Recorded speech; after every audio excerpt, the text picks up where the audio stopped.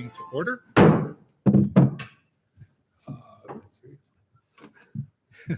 My first time holding that gavel. It's heavy. I can hear that. Well, we've introduced Mary Kate, our new commissioner on the board. And I guess the first major thing is selection of the CODA chair. Steve graciously put it in front of me, but I will obviously defer Jaime or Mary Kate if you just want to jump in with both feet and take off running. Well, I should But- say that I nominated you. Oh, you nominated me. Yes. I double seconded Steve's choice. All right then. Not it. Not good. Well, then, all in favor of Steve's nomination? Aye. Aye. Any opposed? All right, I guess Okay. I am now qualified chair in Nancy's place. Perfect. That brings us to the public forum. Got a couple of people. If either of you would like to speak, sure. Perfect.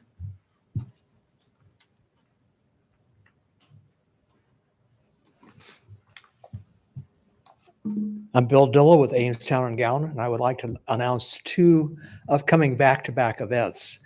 The first one is a lecture by pianist Michelle Kahn titled The Musical Legacies of Phenomenal Women of Color. And that will take place, it's part of the Iowa State Lecture Series. It's co-sponsored between us and Iowa State. That will take place at 7 p.m. in Martha Ellen Tighe Music Hall on the Iowa State campus. And then Ms. Kahn will perform a recital on the 12th at 7:30 p.m., same place. And she's following up on her very successful appearance with the Des Moines Symphony and in early March. And during that performance, Maestro Junta said she's a busy person, very busy person, hard to schedule. So we consider ourselves very fortunate to have Ms. Kahn come visit us for both the lecture and the recital. Nice. Wonderful. Perfect. Thank you. How would we get that information? So Is it there a on website or- It is on our website, amestownandgown.org. Okay. You may buy advanced ticket sales. So the Iowa State Lecture on Thursday is free and open to the public. The tickets for the recital are $35 for the general public, free for K to 12 and university students. And you may buy them on the website or at the door. Great. Okay, thank you. Yeah, thank you for sharing that. Last chance? No? Awesome. All right. Well, then we shall move on to the approval of the February 5th minutes.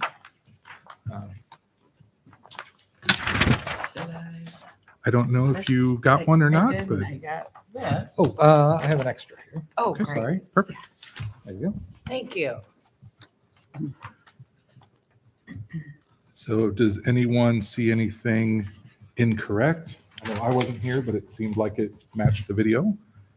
Anything that needs to be updated that you can see? I move that we approve the minutes as posted. As written, I second. Okay, so we got Steve approve, Jaime meeting. seconding. All those in favor, say aye. Aye. Hi. Opposed? All right, minutes are good as written. And now the meat, we will hand it over to Brian, who will now go through the Fall 2024 Special Grant Project Workshop. All right. Thank you, commissioners, and those of you in the audience, and anybody watching on the live stream. Today, we're going to go over briefly the Fall 2024 Special Project Grant requirements. Sorry for not using the microphone there. So this is one of the two special opportunities that CODA offers each year for unique circumstances that can't be anticipated within the annual grant application process. One of the important criteria is that this grant is not for activities that were proposed for an annual grant, but then denied funding in that process, unless the proposal is significantly different than what was proposed in the annual grant process. This is the time frame of the annual or of the fall special project grant. So this is for projects occurring in the second half of this calendar year, July 1st to December 31st. The workshop is today, where we'll go over the requirements. The applications are due 11 days from now on April 12th. And then in the May regular CODA meeting, the commission will have hearings where grant applicants are given an opportunity to review their proposal, and the commissioners are given the chance to ask any questions that they might have about the application materials. At the following meeting on June 3rd, the commission will deliver its recommendations for which projects should be funded and in what amounts. And then after the projects are completed and after the grant period is over, the final reports are due on the last Monday of January, January 27th of next calendar year. The guidelines are the same as they are for all special project grants. The grants are open to any organization that is not a for-profit organization or a governmental organization. The organization must be located in Ames and have bylaws or a mission or some sort of organizing document that mentions arts goals specifically. The organization must provide their activities openly without discrimination. And the commission requests that the organizations indicate wherever possible that the program was supported in part through funding from the Commission on the Arts.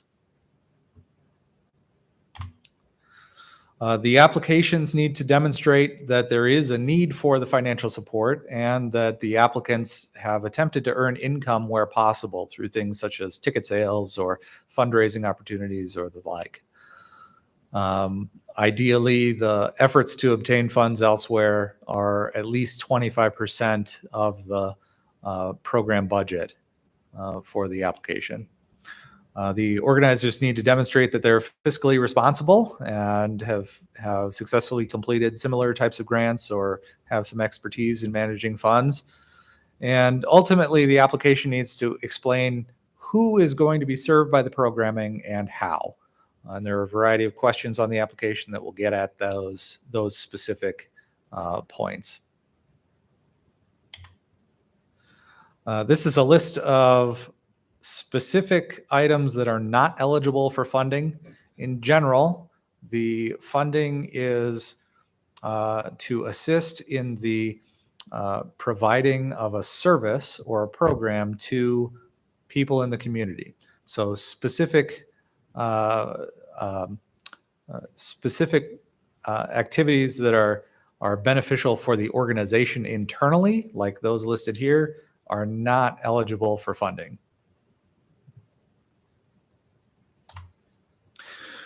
The items that need to be submitted include the application, which is on the CODA website, which is connected to the City of Ames website at cityofames.org. The application needs to be signed by a representative of the organization who is authorized to sign it.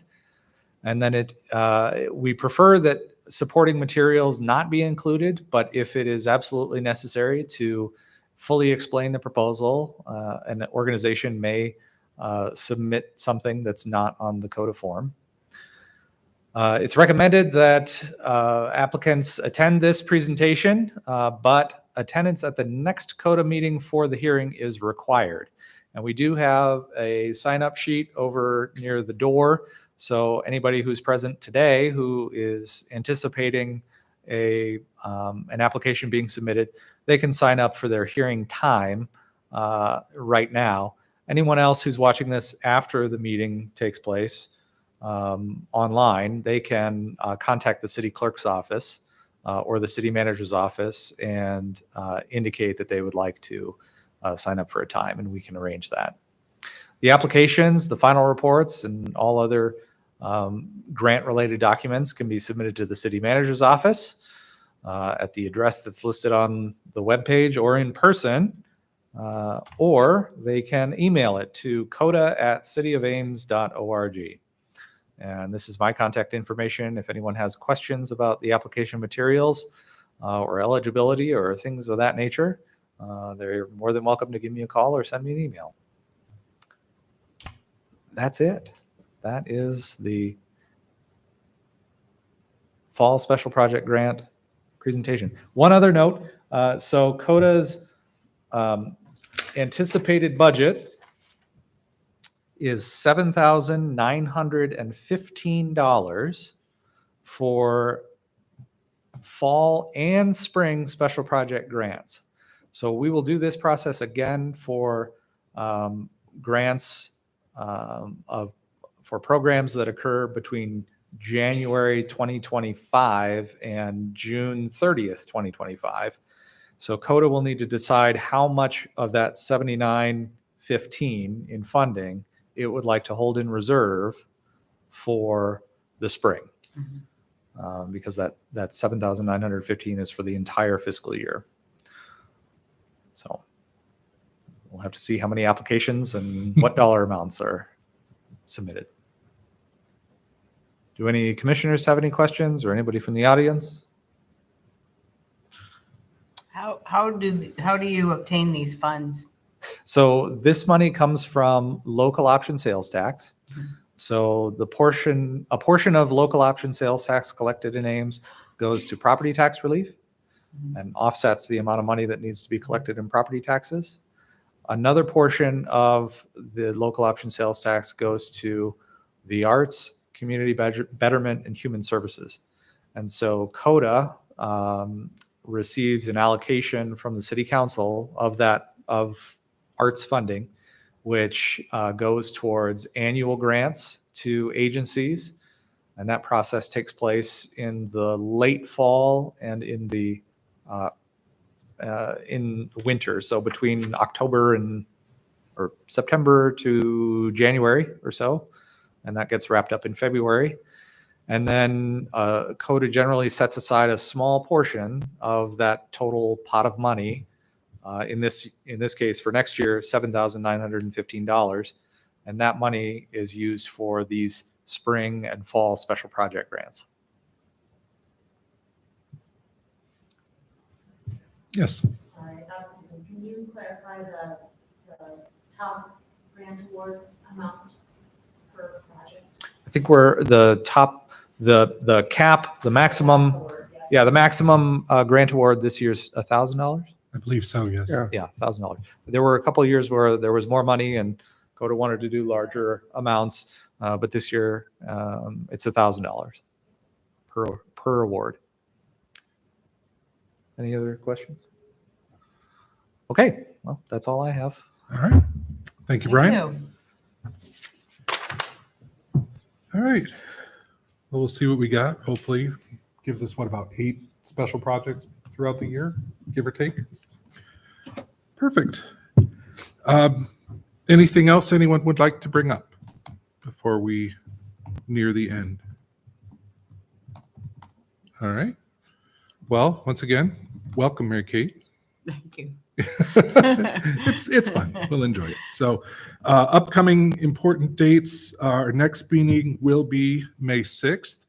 And as we stated, that is the hearing for these special grants that we've been looking at, correct? So other than that, yeah, thank you all for coming and enjoy your wonderful rainy weather. Do we have a motion to, or yeah, You can have a motion to adjourn. Yep. do we have a motion to adjourn? Jaime, you want to go Let's home? get Mary Kay. I move that we adjourn. I second Mary Kay. All right. Everybody in favor of going home, say aye. Aye. Aye. Anybody opposed? Want to stick around? All right. This meeting is adjourned.